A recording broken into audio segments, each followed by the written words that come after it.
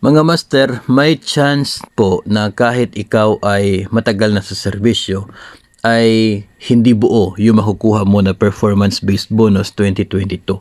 Particular sa mga nag-maternity leave. Ito po yung dahilan. Kasi nga, kapag nag-maternity leave ka, nag-avail ka ng 105 days na leave, no? Ito po ay with pay, pero on leave ka.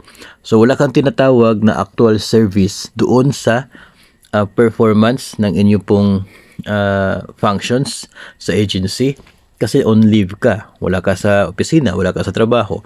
So yun po yung isa sa mga dahilan na ikaw ay pwedeng magkaroon ng proportion. So base po sa guidelines, ito po yung IATF Memorandum Circular 2022-1. Ito po no yung magiging rate ng PBB.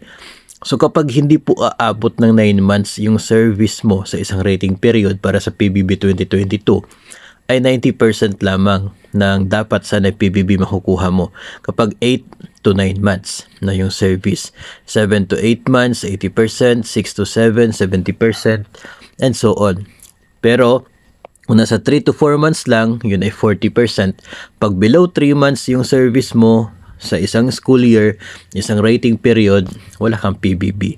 No, so kailan, no? Ito po yung mga possible reasons para ikaw ay hindi makakumpleto sa at least 9 months na minimum requirement na with very satisfactory rating. Ito po, kapag newly hired, of course, hindi mo yan kontrolado, no? Kakapasok mo pa lamang, kaya hindi mo na kumpleto yung 9 months.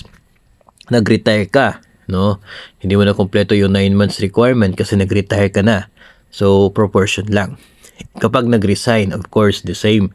Rehabilitation leave. Itong rehabilitation leave na avail mo, no? So, ang ibig sabihin, pag nangyari doon ay nabawasan yung service mo. So, if ever hindi aabot na ng 9 months, yung total, so proportion na lamang yung makukuha mo.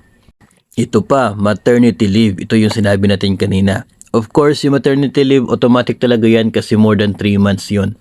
So, 105 days, ibig sabihin, nasa 8.5 months na lamang yung service mo. Idagdag mo pa kung mayroon kang sick leave na na-avail, with or without pay po yun. Counted yan, bawas yan sa service mo. Scholarship or study leave, sabbatical leave, no, yun po ay iipon-ipunin po lahat ng leave mo sa isa pong rating period.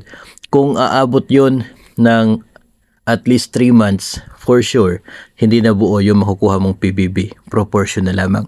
Base sa pinakita natin kanina. Pero kung ikaw ay on vacation or sick leave with or without pay for the entire year, you are not eligible for the grant of PBB. Kasi nga wala kang service, wala kang performance para sa isang particular na rating period, particular na PBB period because you are on leave. So yun po, yung bonus na ito base sa performance mo for a particular na rating period.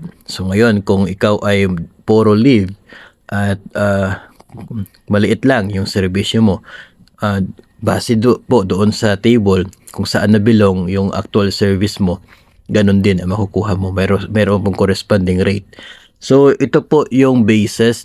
No, again, ito po yung AO25 na Memorandum Circular 2022-1. Ito po yung guidelines basis na sinusunod para po sa PBB 2022.